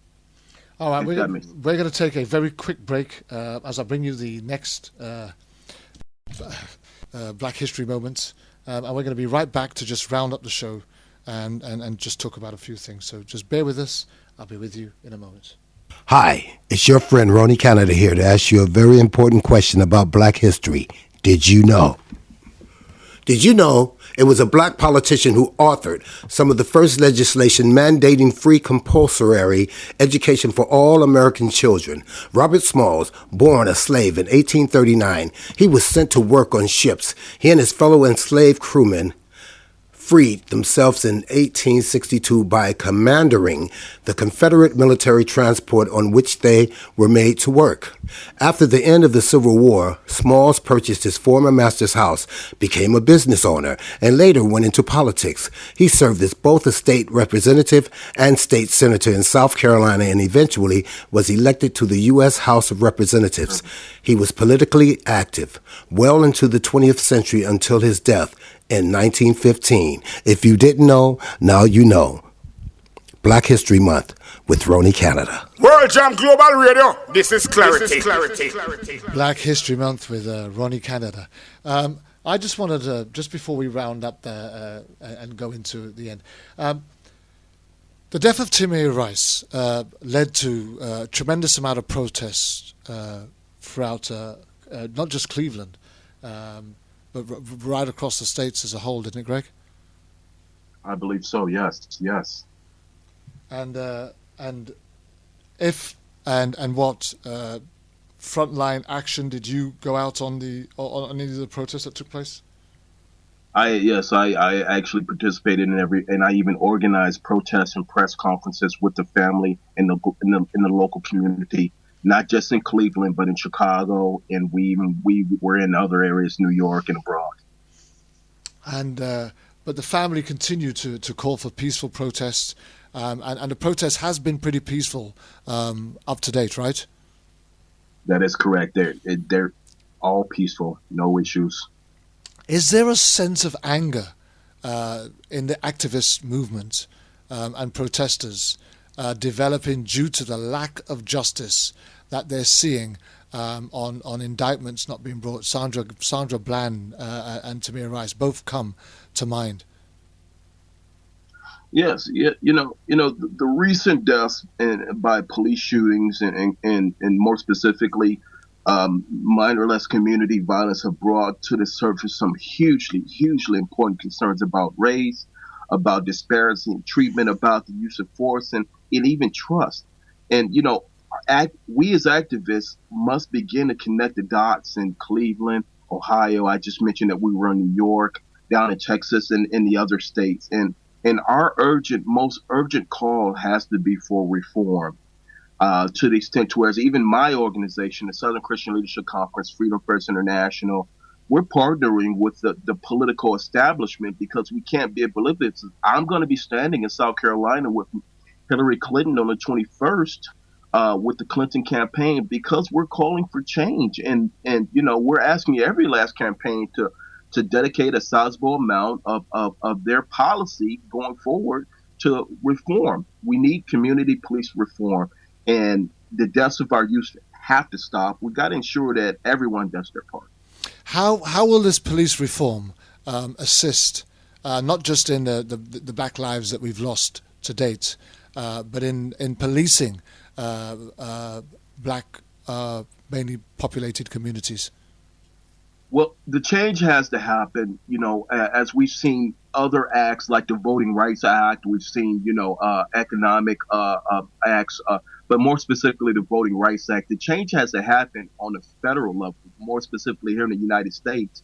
And it has to be taken out of the hands of the states because we will allow the states to do it. But because there's so much disparity from state to state, that's why we have the problems that we have, because there's not a balanced approach to community policing. So if we can see some kind of federal mandate, the laws have to change. And I think you should really talk to Congressman Scott. We're working with his office. He's working on a bill with the president. I can put you in contact with Congressman Scott if you'd like. We need to talk to the Clinton campaign. I can definitely put you in contact with them. We need to talk about these things and be able to talk about them globally and then change the laws, take it out of the local municipalities' hands because there's been too many problems there. Our very dear friend Alex Salazar, who's been present on this show on several occasions. He was a former LAPD officer, and he operates through the Whistleblowers Union. He was an LAPD officer at the time of Rodney King, and he was an officer that talked about the institutionalized racism which exists within the force, which forced him to resign, especially after what he witnessed taking place with Rodney King and what was expected of him in the aftermath of that. He also spoke quite openly about how his peers and his superiors would expect him to behave, and how he almost subscribed into that for a time being before he was able to get a grip of his own mindset and realize that this is wrong, and he didn't want to be any part of that. He talks about this institutionalized racism, the way they select and they recruit, and the mentality of the type of people that they employ as police officers, and the lack of training and community and multicultural awareness that these individuals might have, as being solely responsible for this almost redneck racist mentality that is putting almost every black life at risk when an officer puts his uniform on, straps his gun around his waist, and enters onto that street. How will the police reforms change the way that these people are selected? Because it's fine having these reforms in place, but if we're still selecting the same type of candidate with the same sort of mentality, going out with the same sort of attitude, how will that reform change them? Well, and really to answer your question, I would say that, you really need to ask the diehard police reporters about, those actions. I would say, basically really what needs to happen is, when you have facts of cases like Tamir's case and John Crawford's case, and it's above and beyond witness statements, you have actual video evidence, and it speaks louder than witness testimony.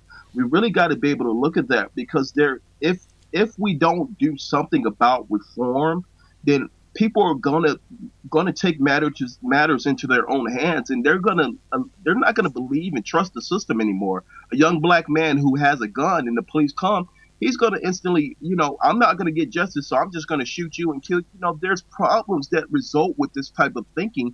So we have to come together for community policing, for community reform, for policing reform. We have to come together, whatever side of the fence you're on. It's not a matter of, what you believe, but it's a matter of our communities are going to continue to be in danger from the mentality of we're not effectively bringing justice to our condition, if that makes sense. It does make sense, and I would certainly agree with that. I would even extend that because, in my opinion, if you think back to just today's special reports and how much of that refers to issues of mental health crises, and as we always say, social justice issues, human rights issues, there many of them, and they just, Black lives absolutely matter, and it's an essential starting point, I think, for such broad reforms as are needed. And it is certainly my hope that as those reforms are implemented and the training process and all of that is extended, that it will incorporate things such as, behavioral health issues and other forms of cultural sensitivity, because there's many disenfranchised populations who are, if not equally, certainly more affected than the general population in similar ways to the Black community. People of LGBT persuasions and, other lesser minority. I have words today. Truly, I do. Other minority and disenfranchised or poor communities are disproportionately affected. And I'm just looking forward to how reform can improve the lives of the entire citizenry by starting at the least protected at this time. There's been so many changes here in the UK. I mean, I was raised in when things were predominantly tense as far as race was concerned here in the UK. I'm a 1960s child. The police were particularly racist and quite violently and aggressive with us. But I remember a particular incident when I was in my teens, and his name was Officer Ogrisky. And Officer Ogrisky, on the third attempt to have me in court, and I was a regular visitor to Marylebone Magistrates Court down here in London, and I was a very young offender, a violent and aggressive one at that too. On the third occasion that Officer Ogrisky had me up in court, I'd actually broken his nose, and it was the second time I'd broken his nose.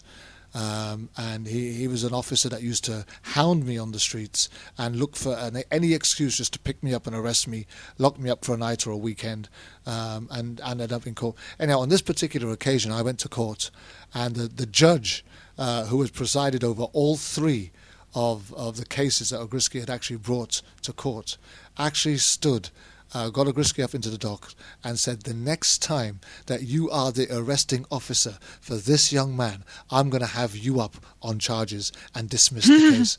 Absolutely. And for me, I just think that, there but for the grace of God go I, because we are so fortunate in this country, the way our justice system operates here, the way the Police Complaints Commission operates here, the way our civil rights are very protective of all the minorities and all the genders in this country. Can I share something? Go ahead. Can I share something, Kervin? Yeah, and I'm sorry. I just wanted to say that, really, to be honest with you, and, for those who know, the community policing protocols and procedures actually came from Sir Robert Peel in the UK. He was the one who developed it. So we would hope that, as we're going into the next phase of our fight, both on a national level, all of the national leaders and activists stand together and we reach out across the seas to connect the dots. Cleveland, Ohio, New York, Chicago, the UK, and other areas, not just nationally, but internationally. And the other thing is, the alternative to community policing is the punitive method, which we have now. You see it, military force, punitive. We're punishing you. Let's not think about it. Let's think about restorative, from a restorative model. And we need you to join that. We need the UK folks to come and say, hey, that's why, you guys don't carry guns. That's why you don't have a lot of, and, you can be specific about that, how the gun situation works in the UK. Absolutely. We actually have what's referred to as an armed response unit. Not every officer carries a gun. And right. The armed response units only come out when there is a call to 999 and somebody is claiming that somebody is in possession of a firearm, or there's been a report that firearms have been shot. The armed response unit will come out and they will assess the situation. They will lock the place down. They will defuse the situation before the ordinary detectives can actually go on site. And that's their role. And 9 times out of 10, in fact 9 3/4 times out of 10, this is actually done without loss of life. Amen. So that's, yeah. I'm not saying we'll ever get there, but that's great. Go ahead, Sharon. I'm sorry. Oh, I was just echoing your amen. That's all I can say to that. We're going to be looking at this and many other things as we come up to next week. We're just coming up to our last couple of minutes, and Greg, I'll give you an opportunity to just round up anything that you might want to add at this particular point in time that you might not have been able to say just yet, just to round up what we've done so far, what your hopes and your dreams are, how you see this thing panning out, and what else you'd like people to be able to do if they want to support or encourage or move with the movement of Black Lives Matter. Well, what we want to do is we want to actually start not just working with the activists, the national organization, Southern Christian Leadership Conference, Black Lives Matters, not just working with the personalities that are out there, Reverend Sharpton and folks like that, but we also want to support and talk to our representatives about changing the policies, changing law enforcement practices.